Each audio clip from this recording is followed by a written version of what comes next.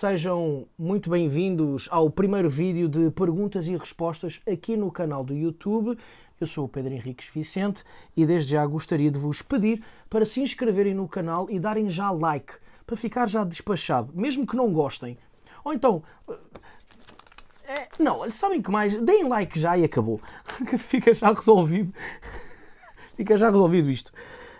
Porque é que eu me lembrei de fazer estes vídeos, esta rubrica mensal de perguntas e respostas? Eu adoro fazer live. Eu adoro a troca que existe nas lives. Mas eu não deixo nunca as lives guardadas porque eu acho que aquilo é um encontro.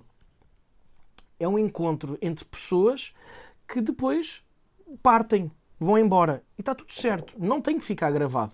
Mas há tantas perguntas boas que se fazem nas lives que eu fiquei com pena que se perdessem também para sempre. Então, desde já, aviso uma coisa. Sempre que eu voltar a fazer live no meu Instagram poético, P. Henriques Vicente, vou deixar aqui também para irem lá pesquisar e tal, caso não conheçam. Sempre que eu fizer uma live, as perguntas que fizerem nessa live eu vou tirar print e depois farei vídeo mensal aqui no YouTube. Mensal ou quinzenal, depende do fluxo de perguntas também que vão existir. Enfim, sem mais demoras, vou para a primeira pergunta. Atenção, há uma coisa, a ordem, eu simplesmente imprimi, cortei, não há ordem nenhuma, tá? Eu cortei, imprimi as perguntas e olha, vamos ver o que é que vai acontecer. Sem edições, sem nada, isto vai ficar assim gravado. Eu gosto disso. Erros, coisas naturais. Coisas naturais. Naturalidade. Fica muito melhor. Coisas naturais. Enfim, parvoíce. Do A. Augusto. O que fez você começar a escrever? Eu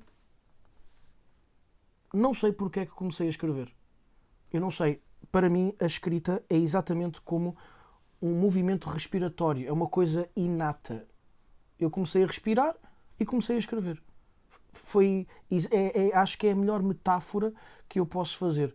Eu escrevo como quem respira, no sentido em que é um prolongamento natural da minha sobrevivência, digamos assim. Eu preciso de respirar para sobreviver. E pelo que eu entendi, quando comecei a escrever, eu preciso de escrever também para sobreviver. E foi um ato totalmente, como eu já disse, inato. Eu não me lembro de ter tido, portanto, uma ponderação racional do género vou começar a escrever. Por exemplo, com bateria, eu também sou baterista, foi uma ponderação racional do género opa, eu vou começar a escrever, eu vou começar a tocar bateria. Então fui procurar um professor de bateria, etc, etc. Com a escrita não foi assim. Então eu acho que nesse sentido a bateria não é uma vocação, mas a escrita é uma vocação. Por exemplo, eu tenho amigos meus que começaram a desenhar e a pintar exatamente da mesma forma que eu comecei a escrever. Aí em casa, possivelmente temos vários exemplos de pessoas que começaram também a pintar ou a tocar guitarra ou violão, como dizem os brasileiros, ou a escrever também de uma forma inata. Para mim, isso é a vocação. É uma propensão natural a executar uma tarefa. Neste caso, uma tarefa artística. Então, o que me fez começar a escrever, eu não sei. Hoje em dia, eu sei porque é que eu escrevo. Eu escrevo para me libertar. Não é? Há um poeta muito bom chamado António Barahona que diz: o poeta escreve não porque procura a liberdade, porque o poeta é maior que a própria liberdade, mas o poeta procura a libertação. Muitas vezes a libertação de si mesmo. É uma coisa do espírito, não é? É uma coisa... Enfim. Não sei se respondi ou não, mas obrigado pela pergunta. Segunda pergunta da Livy. O que te motiva mais a escrever? O que te fez começar? Pronto, a segunda parte desta pergunta eu já respondi, penso eu. A primeira parte, o que te motiva mais a escrever? Na minha concepção, um escritor ou uma escritora, ou um poeta ou uma poetisa, para serem realmente bons, para poderem sonhar ou ter a pretensão de serem bons na literatura, têm que estar motivados a escrever sobre tudo. Tudo é passível de inspiração e de motivação para escrever. O universo exterior, o universo interior. Eu acho que temos mesmo que estar dispostos a absorver o mundo o máximo.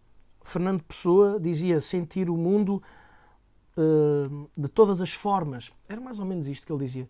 Sentir tudo de todas as formas. Acho que era assim. Depois eu vou pesquisar. Não sei se respondi também. Vai ficar sempre isto, né? Este climão de saber se eu respondi bem ou não. Eu estou dando o meu melhor. O que levou a sua pessoa a dedicar-se à literatura? Será que aqui também é à literatura, ou seja, de eu produzir literatura ou me dedicar à literatura no sentido de gostar de literatura, de ler? Pois. Bom, antes de ser escritor, eu sou leitor. Eu acho que todos os escritores, antes de escritores, são leitores, porque a relação que nós temos com a literatura é muito anterior ao início do processo de escrita. Eu comecei a escrever com 13 anos, mas eu já lia, não é? Já lia livros antes de começar a escrever. Então, o que me levou a me dedicar à literatura? Eu acho que tem muito a ver também com os hábitos que nos entregam em casa. A minha mãe sempre adorou ler, o meu avô adorava. Infelizmente já não está entre nós. O meu bisavô era poeta também e guionista de teatro. Então eu acho que isso é também uma herança. E começou assim. Claro que depois, se eu não gostasse, eu não levaria a cabo, não é? Mas acho que tem muito a ver também com aquilo que nos transmitem em casa. Sem dúvida que é. Mais uma pergunta que eu não sei se... O Paulinho... isto foi uma pergunta da Renata DDC. Vai aparecer aqui. Então está tudo bem. O Paulinho pergunta: dicas de alguns livros para iniciar na leitura. Bom... eu devia ter olhado as perguntas antes, porque assim já teria uma resposta melhor para entregar. Eu acho que um livro... Aliás, onde é que ele está? Olha, agora não o encontro. Um livro que eu recomendo sempre é o livro da Clarice Lispector. Onde é que está o livro da Clarice? Será que está aí atrás da cama? Está aqui. Boa. Parece que é tudo encenado, mas não foi, porque a minha cama... Eu nem vou mostrar.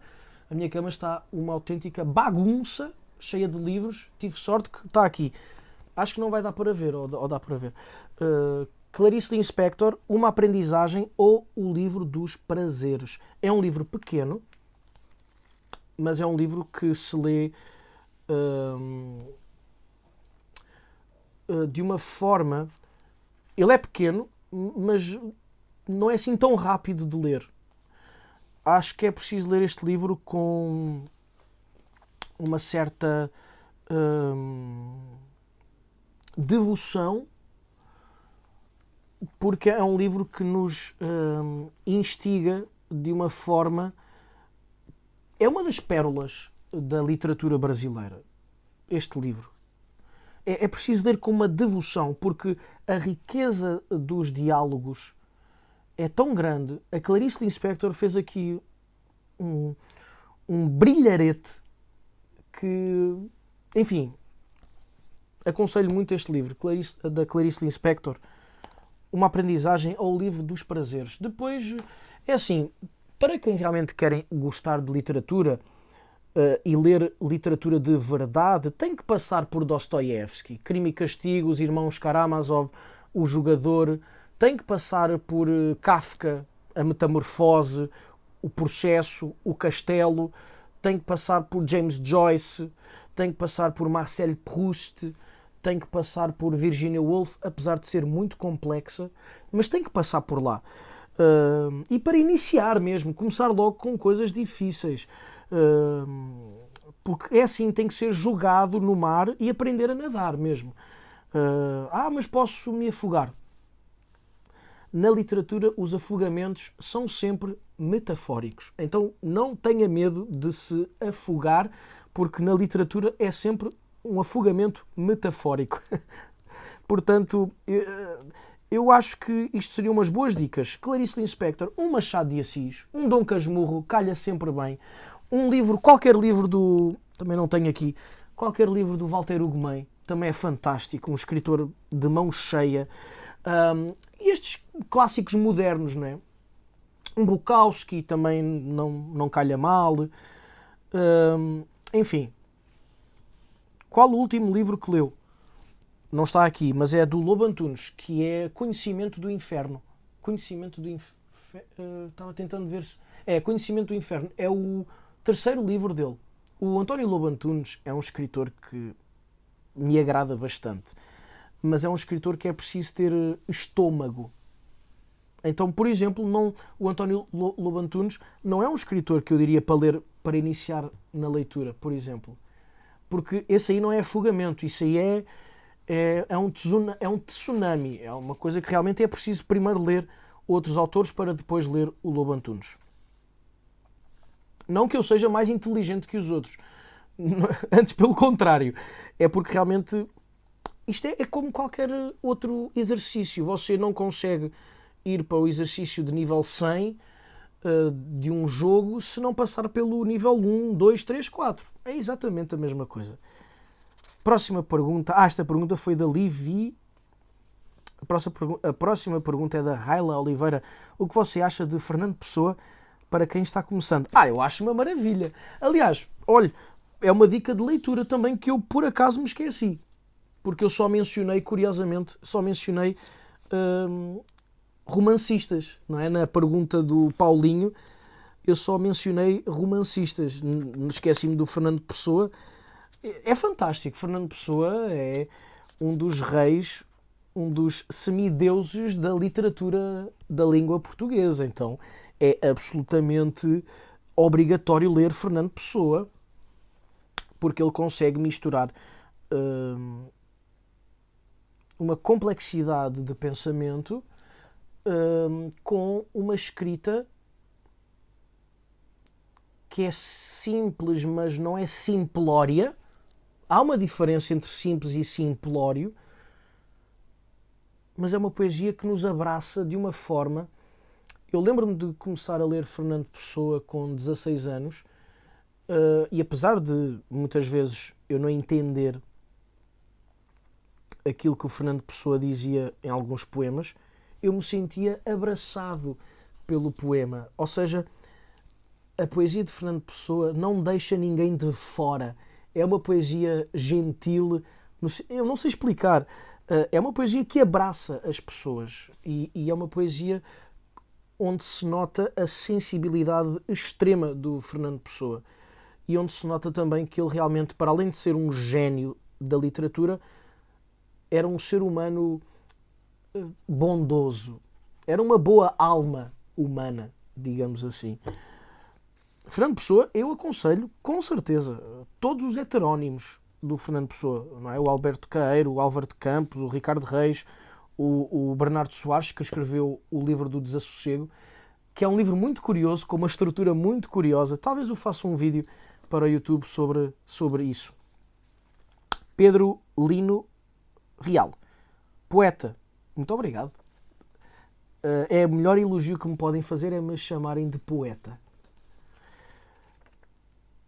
Poeta, de certa forma, a arte é revolucionária? Tem poder real, concreto de transformação? É uma pergunta muito interessante e impossível de responder, na minha opinião. Porque depende da pessoa que vai responder, ou seja, depende da perspectiva. E há várias perspectivas em relação a esta pergunta que eu concordo. Então, não tenho uma resposta sobre isso. Podemos ver primeiro de um lado. Por exemplo, Paulo Leminski diz que a poesia é inútil e tem que ser inútil e é por isso que ela é valorosa, por isso que ela tem valor. Porque uma coisa inútil é uma coisa que tem valor por si só.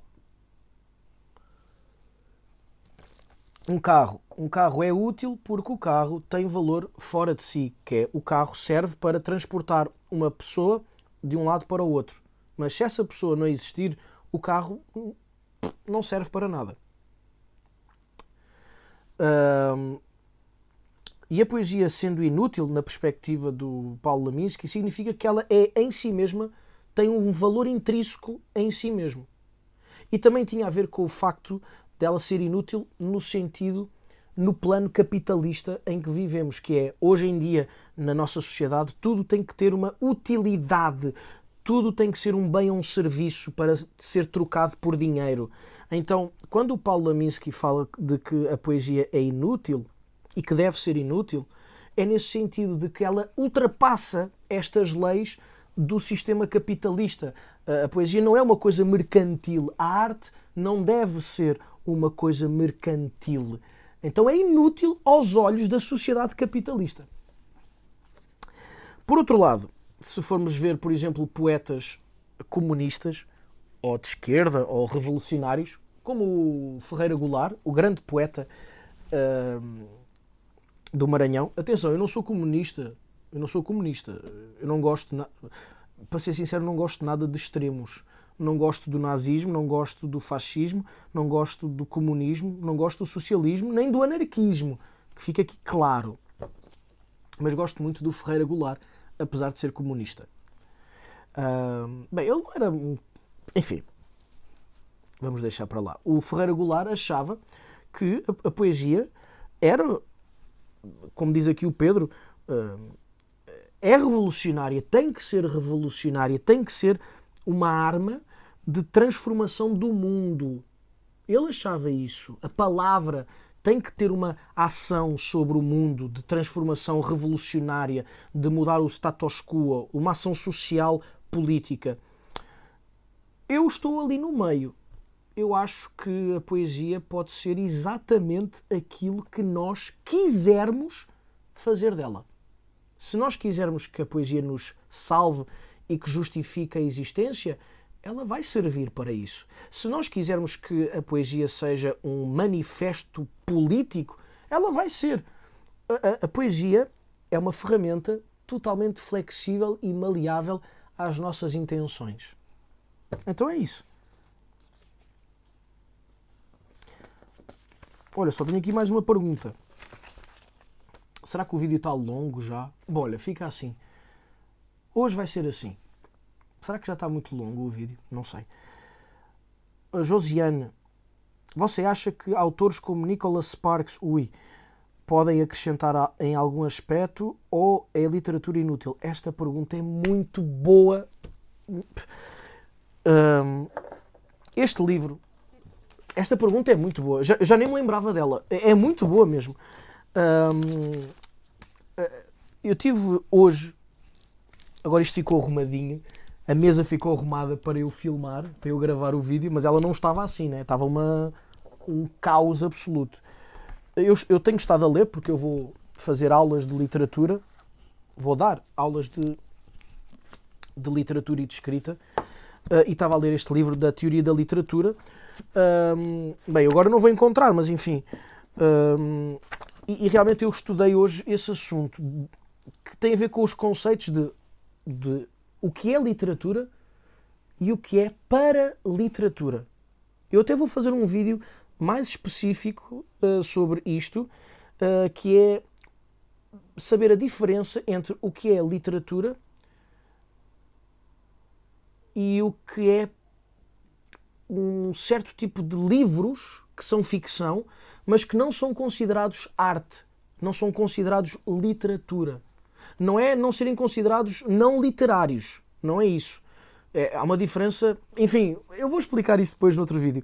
Mas basicamente o Nicholas Sparks, que é aquilo que a nossa amiga Josiane pergunta, o Nicholas Sparks pertence a essa categoria que os teóricos da literatura chamam de para-literatura. Este prefixo para significa à margem, ou seja, de fora daquilo que nós consideramos literatura.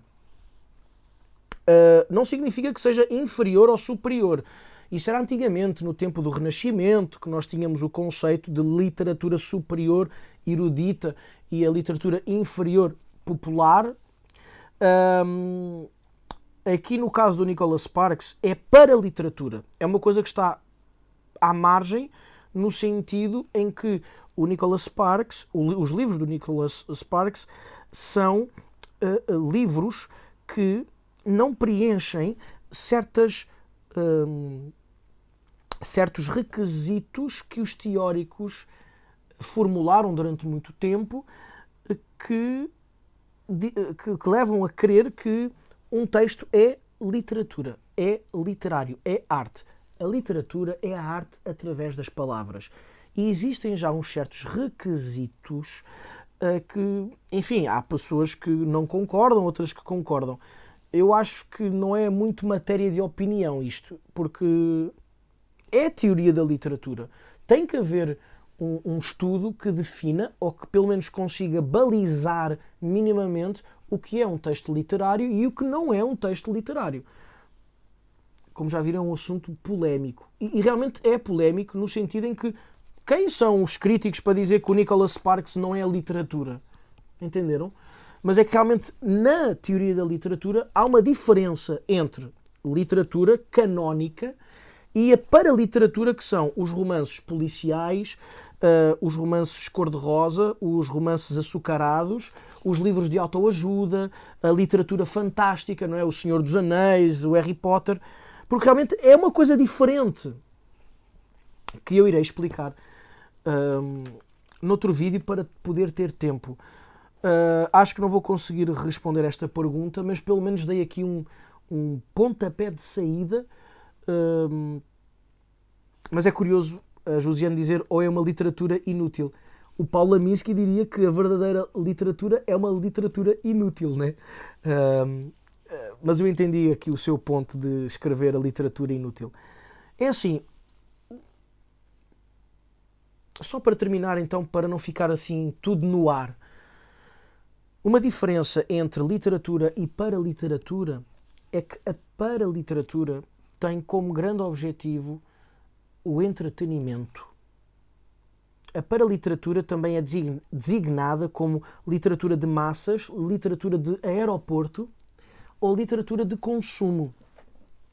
Eu gosto mais da literatura de aeroporto, porque dá mais para ter a ideia daquilo que nós estamos falando, não é? É aquele livro que você pega na livraria do aeroporto para entreter enquanto está de viagem. Não é um livro que vai marcar profundamente a sua vida, nem vai marcar profundamente os seus pensamentos existenciais, nem vai obrigar você a ter uma reflexão estética sobre o livro. Então, há uma diferença entre arte e entretenimento. Um livro pode ser arte e entretenimento, mas um livro que é primeiramente entretenimento dificilmente será considerado arte. Dificilmente. Então é isso. Acho que para tentar fechar um pouco esta pergunta e não deixar assim no ar, a diferença entre Dostoiévski e Nicholas Sparks é que o Dostoiévski é arte, é literatura. E o Nicholas Sparks, possivelmente, eu também não gosto de... Parece que... Não gosto de ser... agora estou esquecendo a palavra. Também não gosto de ser... eu não vou lembrar. Não vale a pena. Não vale a pena porque eu não vou lembrar da palavra. Nicholas Sparks, em princípio, será apenas entretenimento.